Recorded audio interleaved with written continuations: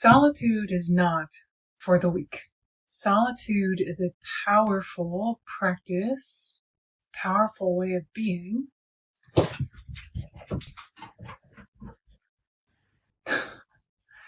it can also be lonely.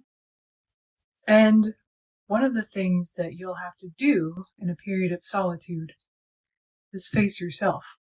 You are powerful and amazing and beautiful and wonderful. And also, there are deep wounds within yourself that will become more apparent when you are alone, when you are quieter, when you are actually allowing yourself the opportunity and the amazing gift of presence, deep embodied presence. It won't start out deep and embodied. It might not even start out as a choice. Sometimes solitude finds us. And in those moments, you begin to realize that even if you didn't choose it, there's something magical happening. I don't mean to make this overly positive, because it's very hard sometimes.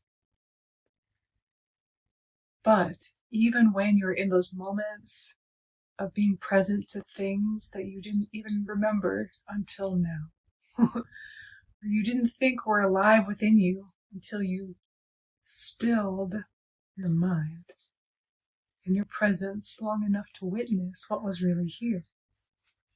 And solitude and the gift of solitude, though it's not easy,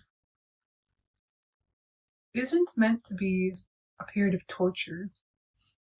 You aren't becoming present to the things within you just so that you can suffer with it. What you're doing is you're learning to be your healer. You're learning who you are. You're learning to allow. You're learning to process, to release, to surrender.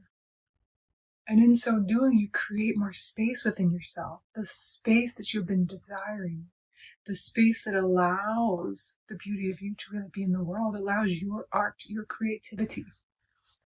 Sometimes we have to go through the layers of past pain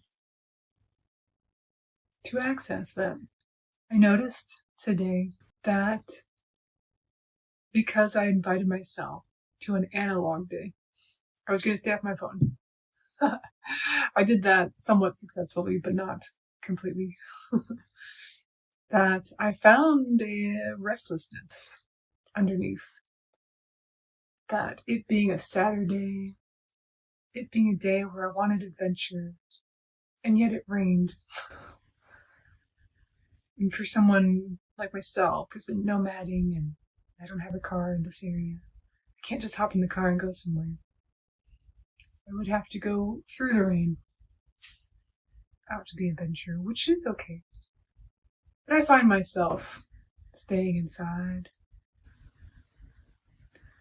releasing and surrendering to the solitude once I realized part of that restlessness was just that my body wanted me to admit that sometimes the solitude is lonely. Sometimes the quiet is so quiet and so loud. And I wasn't ready for 100% silence today. And so I found myself getting on the phone. But what was interesting is because I invited myself to really be present to the solitude and unplugging for the day, even when I broke my invitation, broke my practice, it was too loud, almost. It was too much, and I realized how much have I been overwhelming myself with too much stimuli, that cutting it off creates this restlessness. But once I faced it, and I just acknowledged, even on YouTube, where you're watching this, the thumbnails are too loud. too much. That's why I want my corner of the internet, at least the videos I'm making now, to have a quiet element. An element where my nervous system, and hopefully your nervous system too, can relax. To come into a slower pace, even if it's only for a few minutes. And as we slow down, we can take in life and living. I talk about this a lot. It's my practice. It's the invitation I'm here to be and offer. What was interesting is that, like any feeling, even the feeling of loneliness, it's almost like it merely wanted to be acknowledged, and I don't feel it so much, even just a little bit later, because I actually got present and allowed myself to be honest and vulnerable and witness what was occurring within me. That sort of grasping need for stimuli to avoid perhaps that emotion died away. Because I went from the phone to realizing it was too much stimuli, to grabbing my brownie because I had one left, and so I was eating kind of sweet things. And then I finally just came to myself. And I was like, oh, I'm feeling something. Maybe it's a neurodivergent experience where sometimes it takes me a little bit to realize I'm feeling something. But when I do,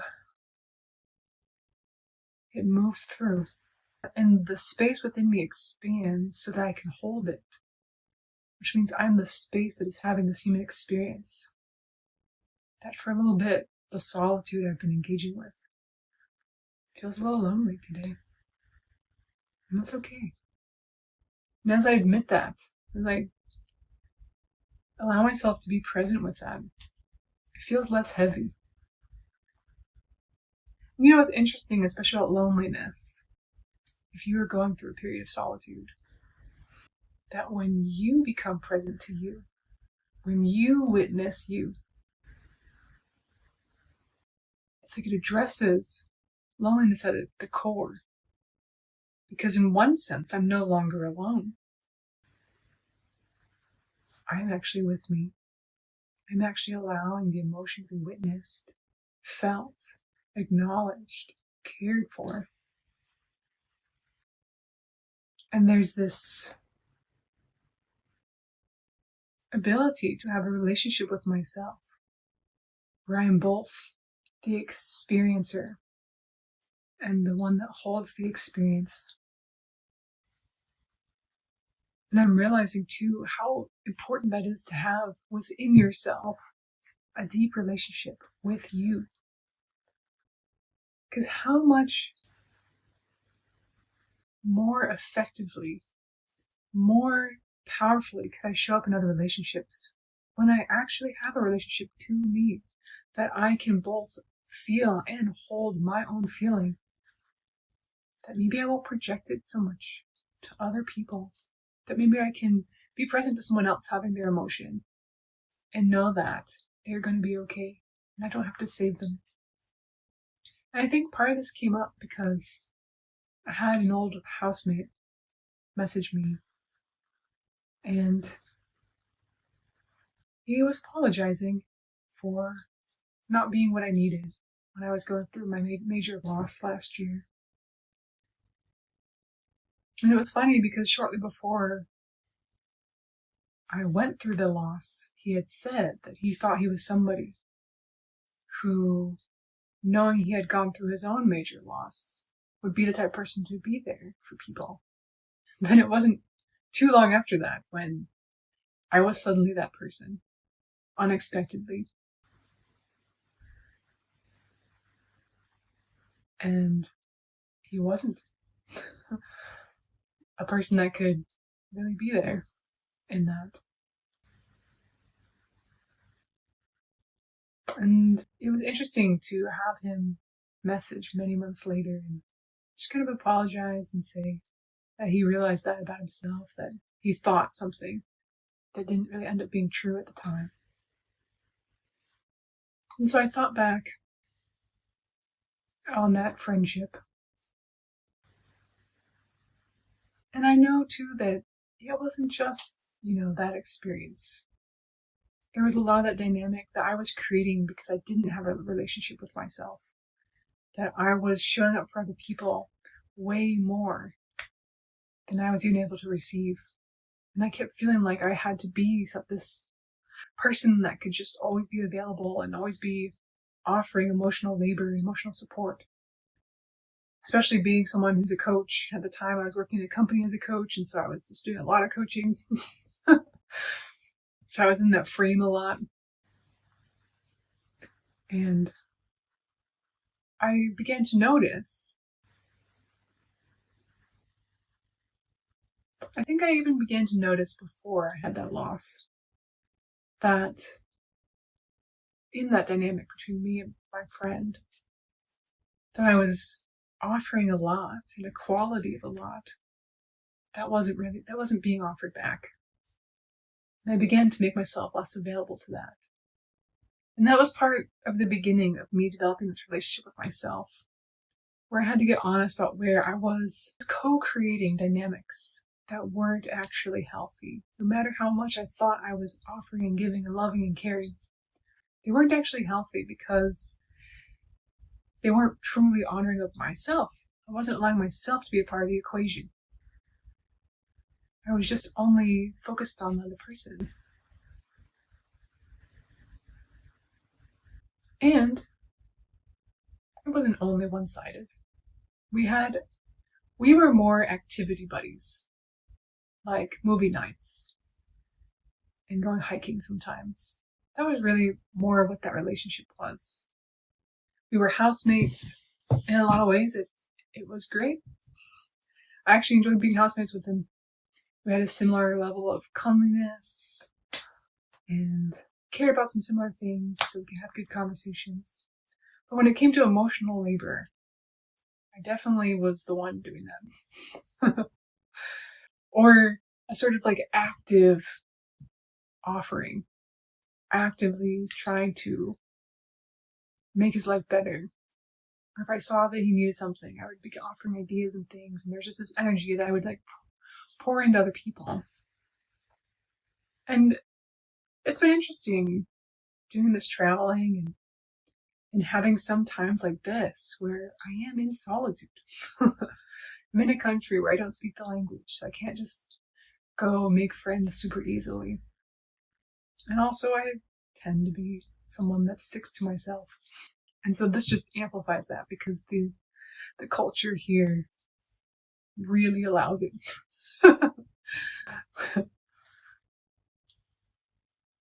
But it has allowed me this really powerful space of reflection.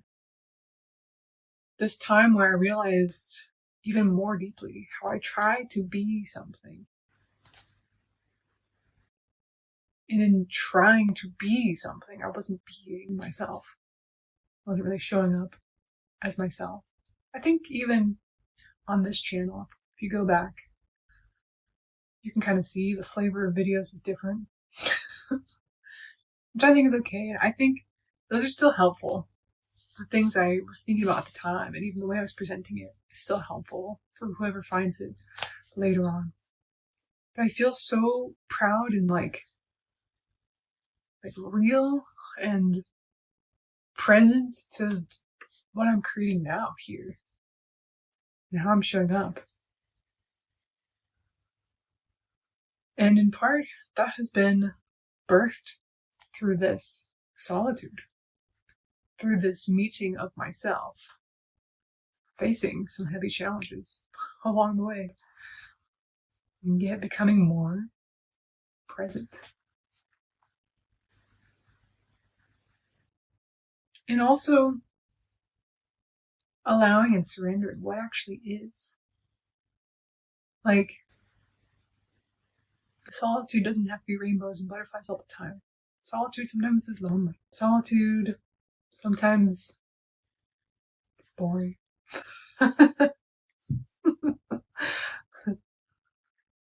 Sometimes it's cold and I would want to snuggle up with someone. But instead I'm just like, okay, pile another blanket on. Gotta get my own body heat to warm up this space. Then other times it's so peaceful and really nice and cozy and creative. Like, as long as I turn off the noise from the outside world, it's not intruding upon me. I have to actively find the noise of the world. Like, go on social media. And so when I choose to stop that, I actually get peace. And that's really beautiful.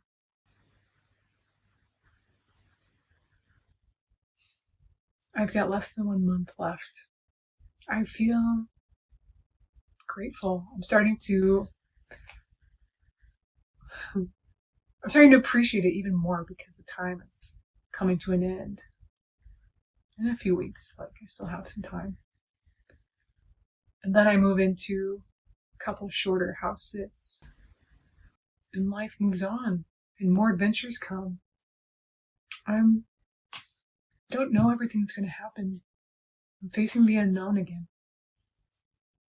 But thankfully I feel more me. Like, yes, it's a little scary.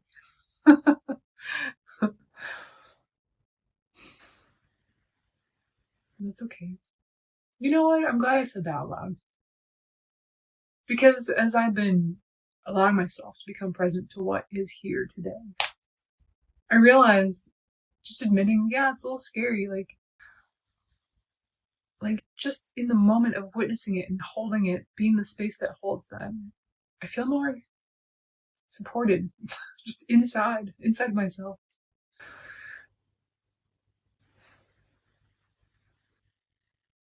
So if you are experiencing solitude or isolation, or you've chosen that path for a time, it is just something that is occurring in your life, I hope this conversation is helpful in some way. This is how I'm approaching it. This is how I'm really receiving a lot from it. And I know that I'm going to walk away from this more myself. I'm going to walk away from this like better than I began. And that is powerful.